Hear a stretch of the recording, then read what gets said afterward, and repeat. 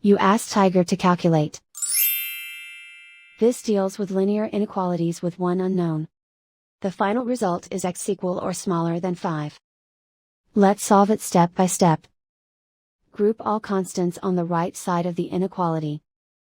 Subtract 50 from both sides.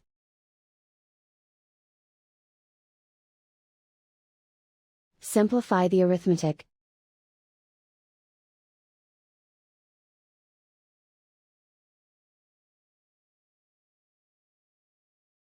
Isolate the x.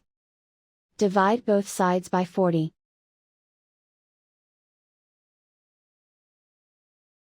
Simplify the fraction.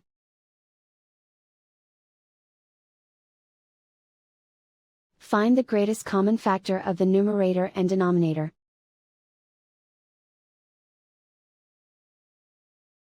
Factor out and cancel the greatest common factor.